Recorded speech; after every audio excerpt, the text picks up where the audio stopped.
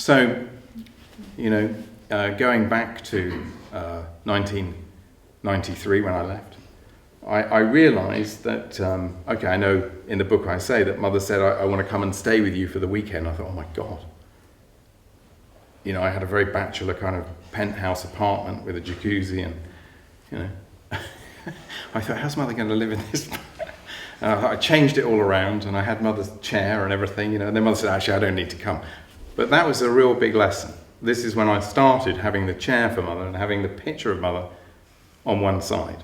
And I would just sit in front of the chair and I just knew Mother was there, And of course, the first time that Mother appeared to me, Mother came in and sat straight down in the chair. And, the experience started. So I've said to lots of people, Mother sits in my living room, which is, I only have a living room and 3 bedrooms, so I don't have anywhere. So Mother sits with me. Okay, if people come, then I change it around a bit. But, so if I watch TV, Mother's watching TV. Mother's doing the same with you, if you could see, So,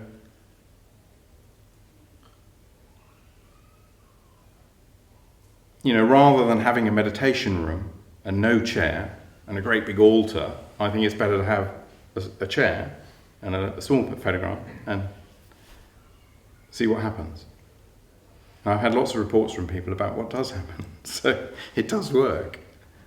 And I think you find that your focus is always on Mother and your attention is always on Mother because that's how you've set up your life. And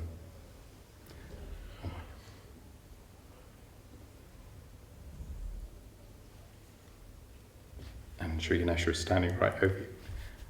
And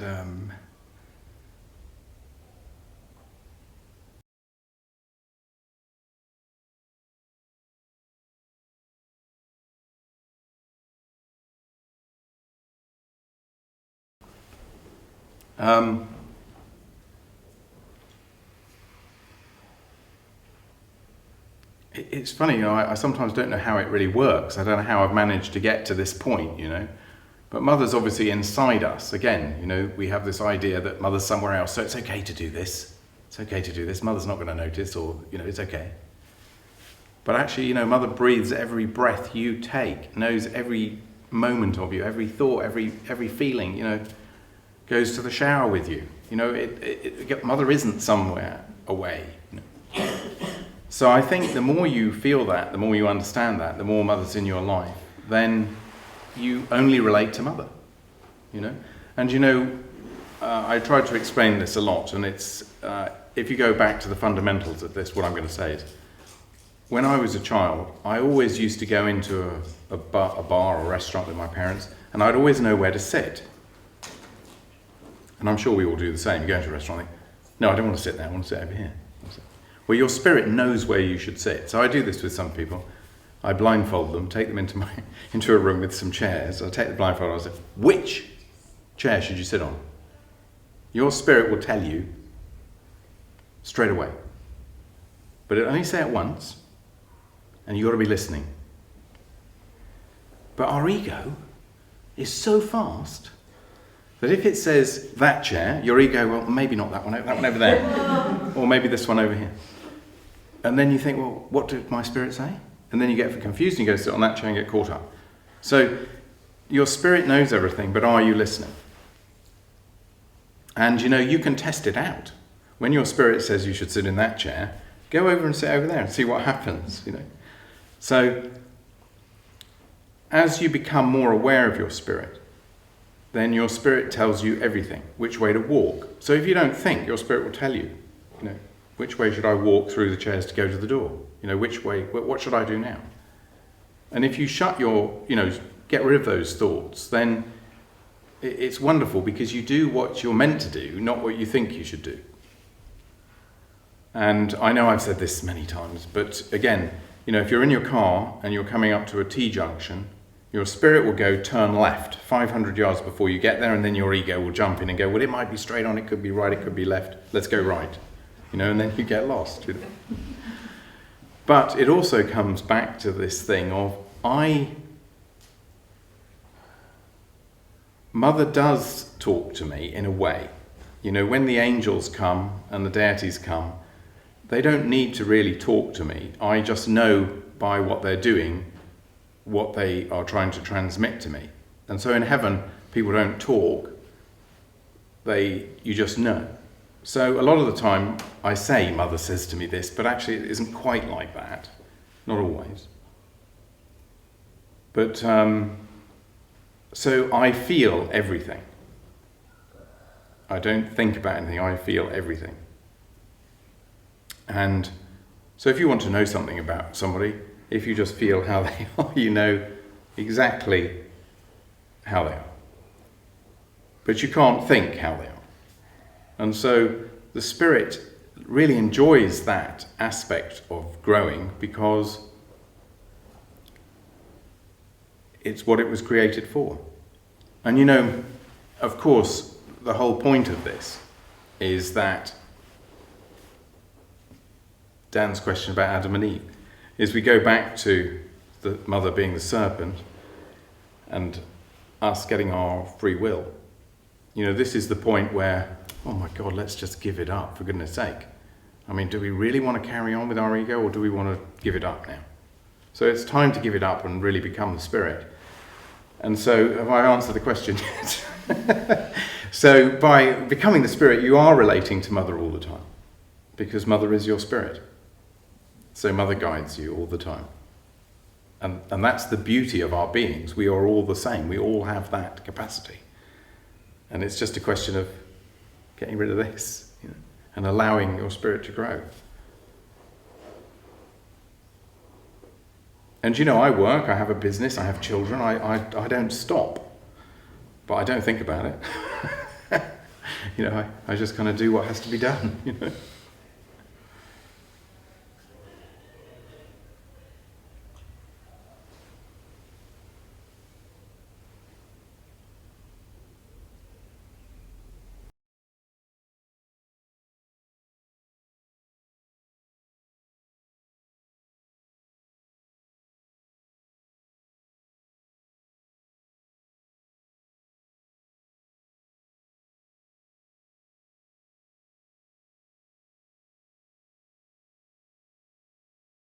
I would love you to do that too, you know.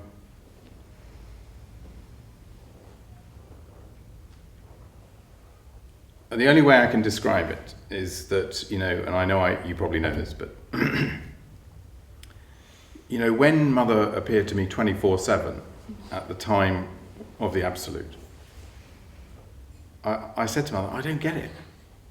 Why would you want to be with me? You know, wouldn't you want to be with all the yogis and your family? Again, I wasn't still sure what was going on. And Mother said no. And so that was really confusing, because I'm thinking, well, why not? You know, surely it must be okay to be with your family, and no, I don't want to be with them. So I thought, okay, I don't understand why you want to be here though. And it took me a long time to get Mother to kind of come to open up. But you know, when I was, you know, with Mother a lot, if I went to Cabela, I would only really desire to be with Mother. And if I wasn't with Mother, I would spend a whole weekend with my attention on Mother, praying that Mother would call me, wanting to go and see Mother, wanting to be in Mother's presence. And the rest of it was a bit like, oh, the puja and the coffee and the rest of it was a bit of a kind of, well, okay, it's there, but you know. So eventually Mother said to me, when you were with me physically, you wanted to be with me all the time. So you had to be with me a lot of the time. When you went away, as I did, then you desired for me to be with you.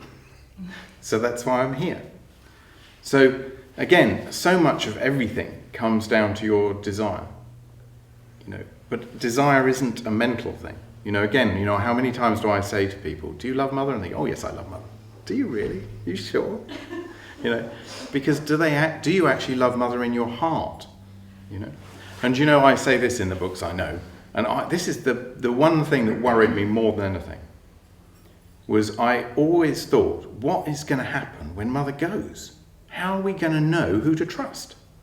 Who are we going to trust? Are we going to trust the leaders? Are we going to trust these new committees? I mean, who are we going to trust? I mean, mother wants us to trust ourselves. Yeah. And so that was a real worry for me. And I thought, but in a way, I'm not too concerned because I'm not involved in anything. So it's not so difficult for me. I can just carry on, living my life. And so I think, if anything, that the books should give people is that sense of you can be yourself and do whatever you want. Whatever you want. It doesn't matter to mother. There's no rules with mother. Mother doesn't say to me, oh, you shouldn't swear or you shouldn't do. I mean, there isn't anything. Yeah. So we've created all of these crazy ideas which restrict our growth and our relationship with mother because we think we can't do it, we can't have it. So I would say that a lot of our problems come from self-judgment, which is created by everybody else judging us, which we've had through our whole lives, And then, so, mother used to say to me, I don't really care what you do. It doesn't make any difference to me. And anyway, mother's there with me, whatever I do, as long as you realise the books. That's the only thing that's important. So there's no restriction. I'm never going to sit here and say you shouldn't do something because it's up to you. It's not up to me what you do. It's entirely your life. So in a way, there's no, I tried to explain that about innocence, and everybody kind of gets that slightly wrong. But,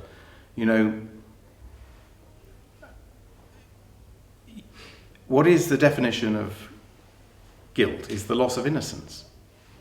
So if we feel guilty, then we must have lost our innocence. So, and I also say in the book, as you go further on,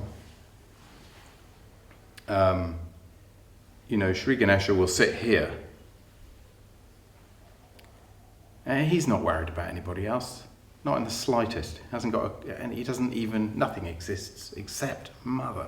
Nothing else. Not interested in anything else at all. Nothing. So when mother appears to me, Sri Ganesha is here most of the time. And then the other deities interact because something has to be said or done.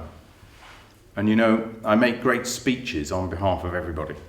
And I have to do it. And when I was getting attacked over the last 48 hours, I said to everybody the other night, mother and the deities were depleted. Absolutely depleted. Because it's like, well, God, what do we have to do now, And so I have to actually do something to make it better. And so a lot of the time when I'm talking more with just a few people, I can be quite over the top, but I'm only doing that to invoke mother, to make mother and the deities happy again. It sounds a bit funny, but so we have to be strong, we have to be brave, and we have to stand up for mother. It's as simple as that.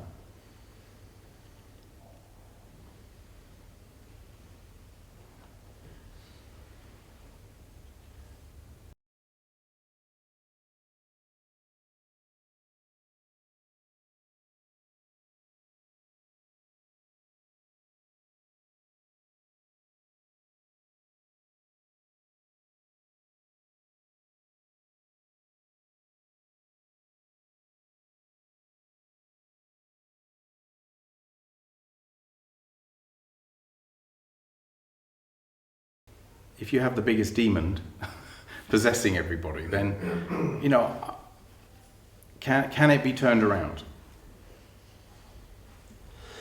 Can we get that back? Yeah, I think we can. I think people can. I don't know how many people. There's definitely evil people.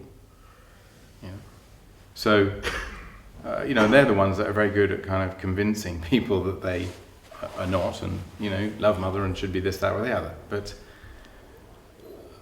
when I listen to mother's talks, I think, my God, it's so weird because, it's the double whammy, as I say in the book, is you're all saints, Oh, okay.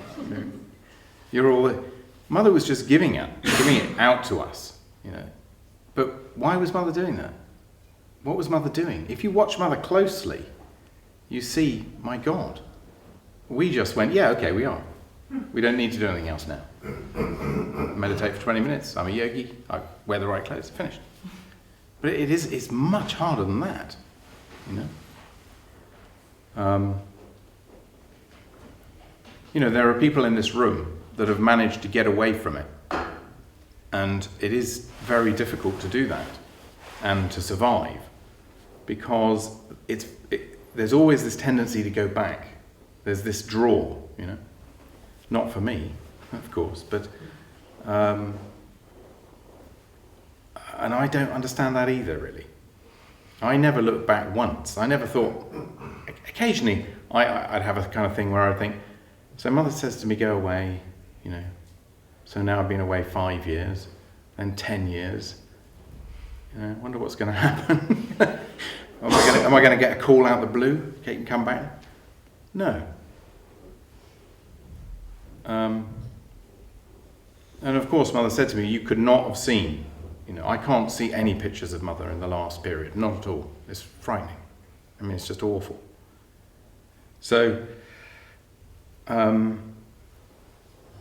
many people have read my books? 1,000? Maybe 2,000? I don't know. How many people could make it here tonight? So, I mean, maybe it's just going to be a slow process. I mean, I have this very funny relationship with my brother, who met Mother a long time ago, but said to me, I like Mother, but I don't like the yogis. And so he's never been to anything, and he wanted to come tonight, and I said, no, don't come tonight. And but he knows a lot, somehow, and he's always saying to me, you have no idea what's going to happen. And I go, tell me. And he said, I'm not telling you, but you have no idea. But I kind of know what that means. So, you know, I would love lots of people to love Mother, to read the books and want to become the spirit and to forget all of the human stuff, you know. And like Mother said, it should be little groups of 4 or 5 people, you know, getting together, and what else do we need, you know? What does an organisation give that 4 or 5 people can't do in their own little village or their own town or their own, you know? What do you need a committee for? What do you need a leader for? You don't need anything, really, do you? As long as we're giving realisation to people, what else do we do? You know?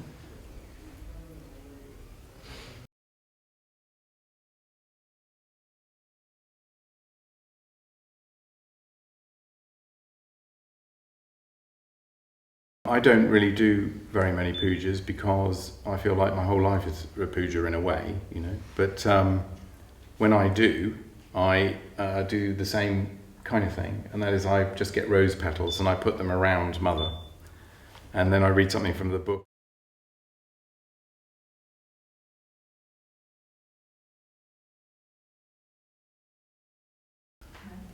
No, I mean, when I see the deities do a puja to Mother, it's maybe 20 seconds. You know? You know, it doesn't take long. I mean, they're busy, you know.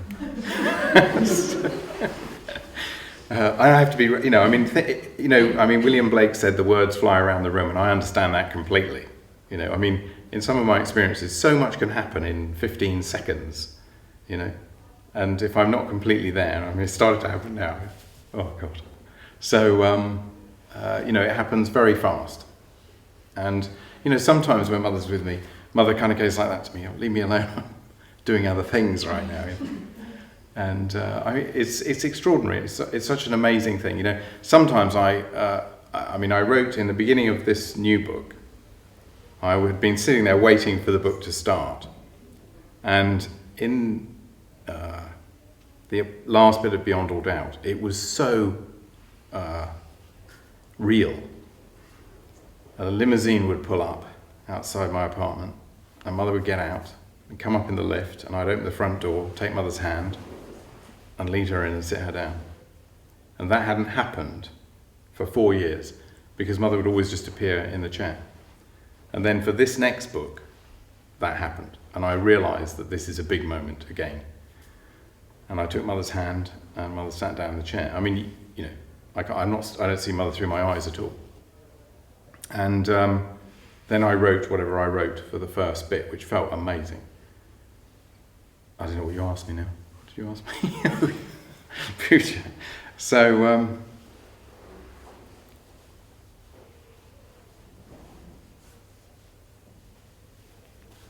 yes, I mean, I just feel very privileged to, you know, to be in the position that I can see mother.